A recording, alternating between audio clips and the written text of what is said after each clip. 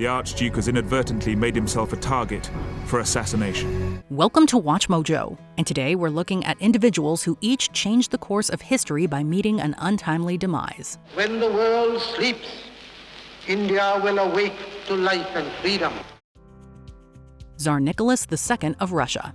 It's one thing to just fall from power. It's another to get gunned down in a basement with your entire family. The brutal execution of Tsar Nicholas II didn't just mark the end of the Romanovs. It symbolized the death rattle of Imperial Russia and the birth scream of the Soviet Union. Russia died, and that moment when he was killed, Russia died too. Nicholas had bungled Russia through famine, war, and revolution. His death was a warning to monarchists and moderates alike. The old world wasn't just gone, it was dead and buried. Once the family was in, the basement room was sealed, and Yakov Yurovsky, their chief executioner, informed them they would be executed. Nicholas could only respond with one word: Что? Had Nicholas lived, some historians believe Russia might have transitioned into a constitutional monarchy. Instead, his death was a seismic shift in global power. It set the stage for a century of totalitarian rule and Cold War paranoia. Pope Gregory XI. Gregory XI's death didn't just end a papacy, it broke the Catholic Church in half. After years of comfortable exile in Avignon, Gregory moved the papal court back to Rome. However, when he did finally return, he found the city of Rome to be wholly in trouble, with great turbulence and civil unrest. He hoped to restore order, but died before his dream could come to fruition. The Romans demanded an Italian pope. After they got one, French cardinals then elected their own. A council at Pisa elected a third. Thus began the Western Schism, multiple courts, and one decades-long holy mess. This unusual arrangement lasted 5 more years, until the Council of Constance in 1417. Had Gregory lived or stayed in Avignon, this split might never have happened. Instead, his death broke the illusion of unity and set the stage for the Reformation. Henrietta Lacks. Henrietta Lacks died of cervical cancer in 1951, buried in an unmarked grave. But part of her never stopped living. She went to Johns Hopkins for treatment because it was the only place anywhere near her that treated Black patients. Without her knowledge or consent, doctors took samples of her tumor. They discovered that her cells could survive indefinitely in the lab. Named HeLa, they became the first immortal human cell line. In response to all of his colleagues asking for them, George Guy sent them to anyone who wanted to use them for research. Her death quietly fueled medical breakthroughs for decades. Polio vaccines, gene mapping, cancer drugs, IVF, even COVID research. No one ever told her family. Her story, once brought to light, forced medicine to reckon with its history of taking without asking. This information was out there for so many years, and the family was not even aware of Henrietta's, that they had taken cells from Henrietta Lacks, and these cells have been used all over the world. It exposed decades of consent violations, racial exploitation, and profit at the expense of the powerless. Attila the Hun. You have to be one nasty dude to earn the nickname the Scourge of God. Attila wasn't just nasty, he was the nightmare of empires. You pray to your pantheon of gods as Attila and his barbarian army approaches your city gates. There will be no escape. For a while, it looked like he might do what no one else had, bring down the Western Roman Empire. But then he died suddenly on his wedding night, reportedly from a nosebleed. He simply got a nosebleed and was too drunk to wake up. No blaze of glory, just a twist of fate. Without Attila, the Hunnic Empire fractured almost immediately. Germanic tribes once bound by fear turned on each other, and the region's power balance collapsed. Some historians believe that had he lived, Rome might have fallen sooner or differently. Instead, his death delayed one collapse and set the stage for centuries of chaos. Louis XVI. Louis XVI lost his crown. Immediately thereafter, he lost his head. With the fall of the guillotine's blade, the old world order was shattered. His royal execution marked the point of no return for the French Revolution. The execution of King Louis XVI was a pivotal moment in the history of France.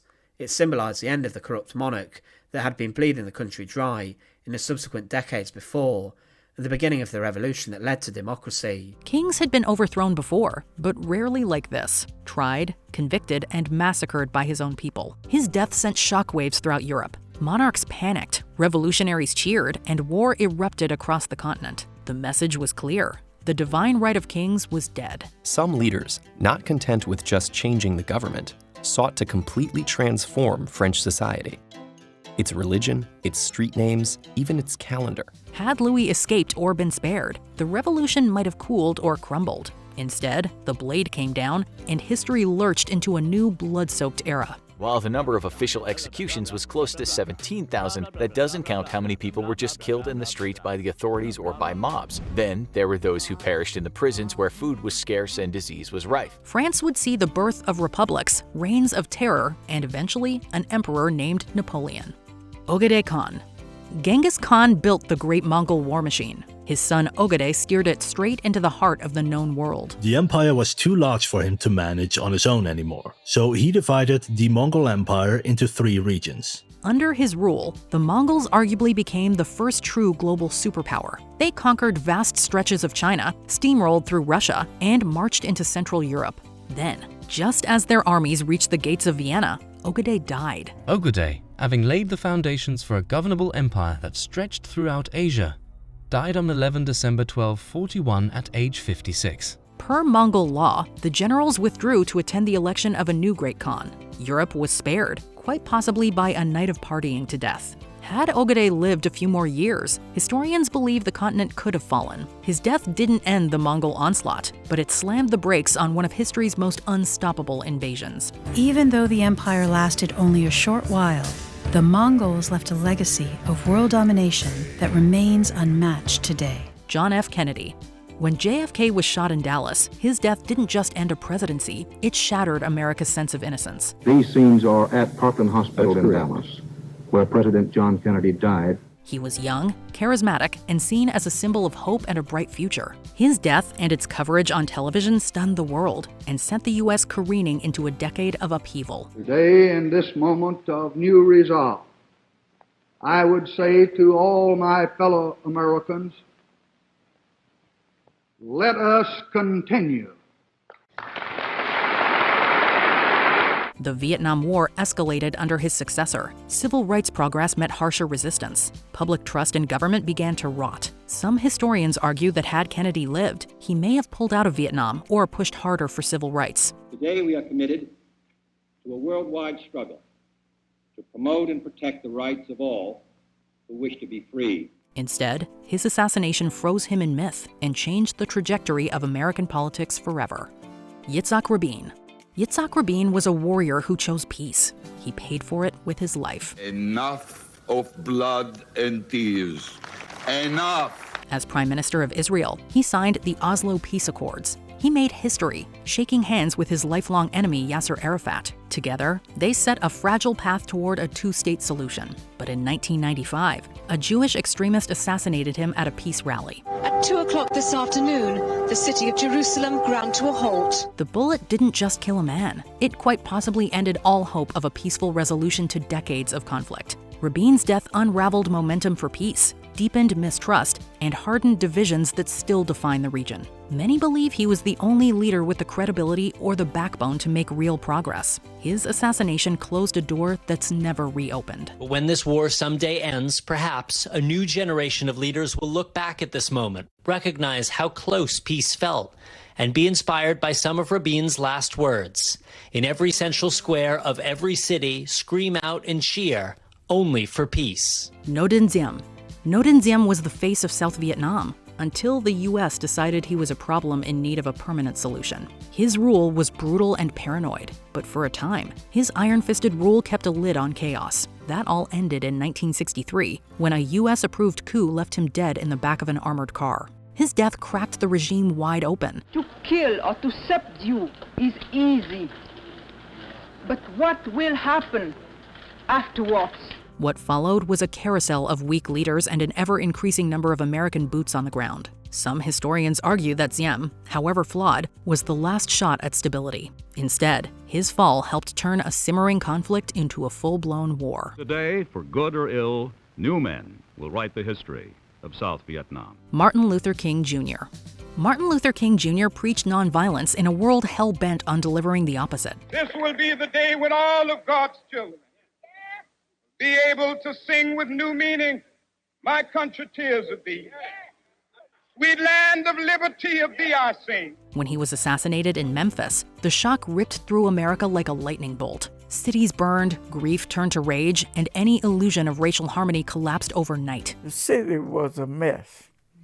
It was a mess for those, 5 to 8 days. King had been a steadying force in the civil rights movement, its moral compass. Without him, the movement splintered, and more radical voices took the lead. Some argue that if he had lived, the push for economic justice and multiracial solidarity might have gained real ground. Instead, his death left a void still felt today. Decades later, many Americans still desperately crave a moral vision of a peaceful and prosperous future. Free at last! Free at last! Thank God Almighty, we are free at last! The Archduke Franz Ferdinand of Austria. It's not entirely accurate to label the assassination of Archduke Franz Ferdinand as the only catalyst for World War I. Archduke Franz Ferdinand, heir to the throne of the Austro-Hungarian Empire. Today, he will be assassinated. This is the spark which will ignite the First World War. That said, it is perhaps satisfactory to describe it as the proverbial tinder and flint which helped light the fire, tipping political tensions over the edge. The Archduke of Austria and his wife were shot in Sarajevo by Gavrilo Princip, a Bosnian Serb student. The assassination followed a failed bombing attempt on Ferdinand's motorcade. At the last moment, the Archduke sees the bomb coming and raises his arm to protect his beloved wife. The driver accelerates, and the grenade bounces off the back of the car. Princip didn't act alone. He was part of the separatist group Young Bosnia, which received support in their actions from the Serbian secret organization Black Hand. World War I certainly loomed large at the time of Ferdinand's death, but this event effectively codified its inevitability. Just 6 weeks after a man was killed by a single bullet, the alliances were triggered. Germany invaded France, and the First World War had begun. Abraham Lincoln. We're all taught in school about how actor John Wilkes Booth assassinated President Abraham Lincoln during a play at Ford's Theater. For Lincoln, finally, this punishing war has come to an end. And he's able to feel a sense of the country is going to go forward. I've done my part as a leader. And he only has 5 days to appreciate that before he's killed. What's also interesting are the consequences that followed, specifically during the subsequent presidency of Andrew Johnson. The former vice president failed to deliver upon Lincoln's plans for a post-war reconstruction of the South due to his desire to assist wealthy white Southern conservatives. Johnson implements a plan of reconstruction which puts control of the Southern states back into the hands of the white population. Johnson's undeniable racism ultimately led to a Reconstruction era that was plagued by carpetbagging Northern opportunists and an overarching sense of failure. His relentless conflict with Congress led to him becoming the first American president to be impeached and paved the way for increased congressional influence in American politics. Finally, the bad blood spilled over. The president was impeached and escaped removal from office by just one vote. Julius Caesar. The history of Rome dates back to antiquity, with the establishment of the Roman kingdom circa 753 BC. I'm the most powerful man Rome has ever seen. It's time to make it official. Long-serving senators might not take well to it. Even Sulla was careful with them, not to make them feel disrespected. I'll do nothing. They owe me their lives. The death of Julius Caesar, meanwhile, would signify the onset of a chaotic civil war, the demise of Rome's republic, and the rise of an empire. March 15th, a date popularly known as the Ides of March, memorializes Caesar's assassination by Roman senators. Once the deed was done, the conspirators turned out to have no forward plan.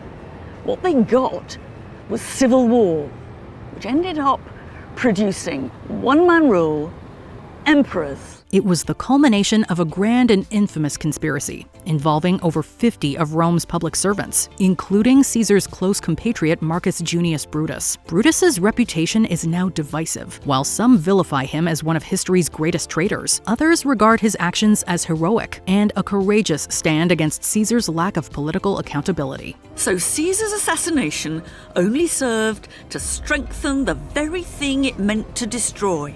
Saddam Hussein. The Iran-Iraq War was fought in part to prevent Iran's post-revolution influence from seeping into Iraqi President Saddam Hussein's Ba'athist Sunni government. Along with the United States, much of the Arab world sided with Iraq in a war that had no winner. Throughout this bloody conflict, Saddam remained in power, with his war efforts being silently backed by the United States. However, his invasion of Kuwait in 1990 led to a direct confrontation with the American military during the Gulf War.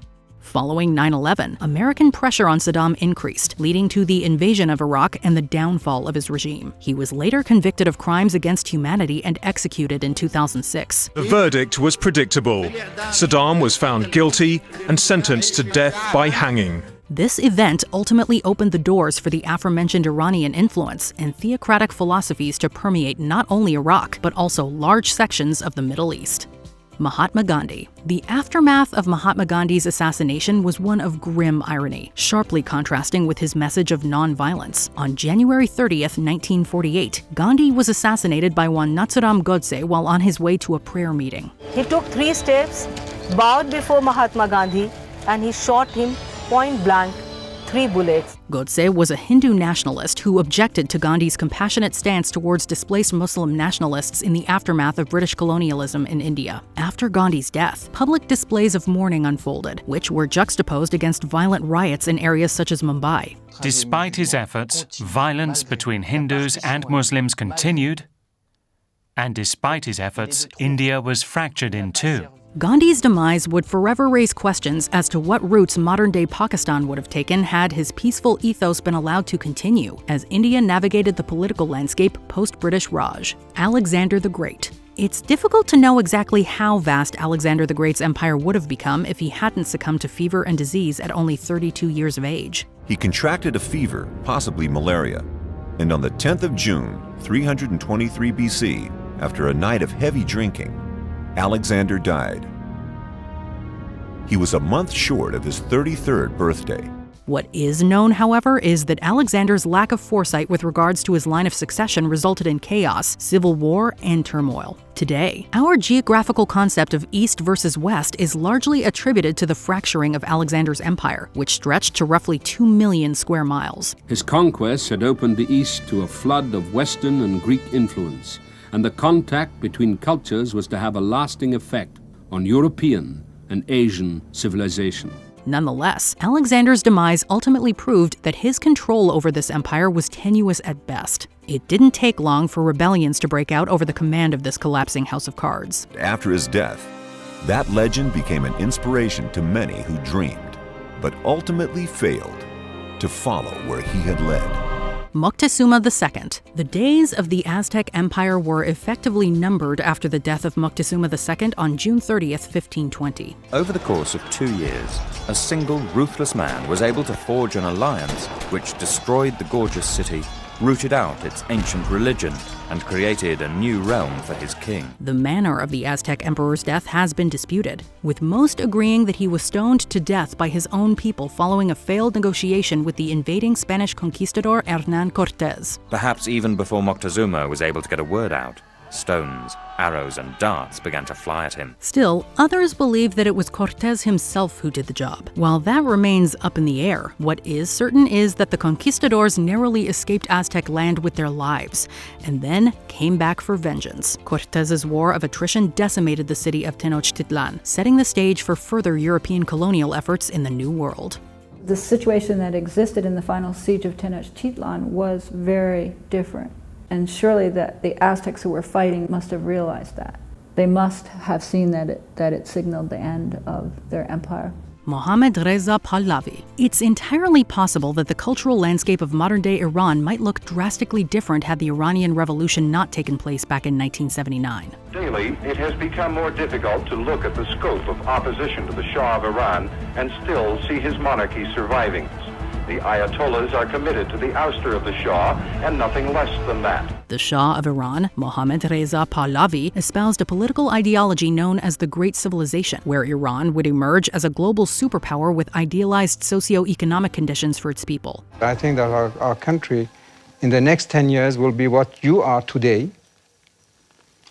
In the next 25 years, according to other people, I'm not saying that, will be among the 5 most prosperous countries of the world. His reign was also notable for how Iranian culture largely echoed Western fashion and music trends, rather than enforced Islamic fundamentalism. Following the revolution, Pahlavi was forced into exile, and Iran's cultural trajectory shifted towards a clerical theocracy under the leadership of Ayatollah Khomeini. During his 10-year reign, he implemented his ideas of an Islamic revolution with uncompromising vigor, and turned Iran into a theocracy. The Shah, meanwhile, died in exile on July 27, 1980. Vladimir Lenin. Few figures from the former Soviet Union's socio-political sphere are as polarizing and controversial as Vladimir Lenin. The life of this former Soviet head of state saw his administration rise to power via the October Revolution of 1917, deposing Russian Tsar Nicholas II. This armed coup allowed for Leninist communist politics to shape the Soviet Union's political course for decades. Yet it was Lenin's death in 1924 that created an opportunity for change, a vacuum that would allow the dictatorship of Joseph Stalin to emerge. Some historians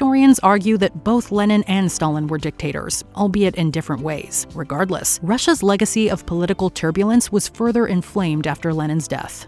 Before we continue, be sure to subscribe to our channel and ring the bell to get notified about our latest videos. You have the option to be notified for occasional videos or all of them. If you're on your phone, make sure you go into your settings and switch on notifications. Jesus Christ. Christianity is the world's largest religion, with around a third of the global population adhering to its basic tenets. The figure of Jesus Christ sits at the center of these tenets, a singular figure whose life, death, and prophesied resurrection serve as the foundation of the faith. The most famous death in history is the death of Jesus of Nazareth. 2,000 years ago, in 1st century Jerusalem, he was crucified by the Romans. The Christian Bible describes the life of Jesus for believers, while historical and archaeological evidence paints contextual pictures for those outside of its religious sphere of influence. The crucifixion of Jesus came to have an immense political significance on a much grander scale, in that his followers founded a new religion. It is fair to point out that religious cultures all over the world possess their own important mythologies. However, the sheer vastness of Jesus Christ's impact over the world continues to be felt long after the biblical accounts of his death. What does this mean? That the one that we had all of these expectations about has been crucified. How do we deal with this? Not merely the end of this life, but the shameful end of this life. Do you know of any deaths that were crucial pivot points in human history? Let us know in the comments below. At that one moment, Mahatma Gandhi rose from the ashes, from the earth,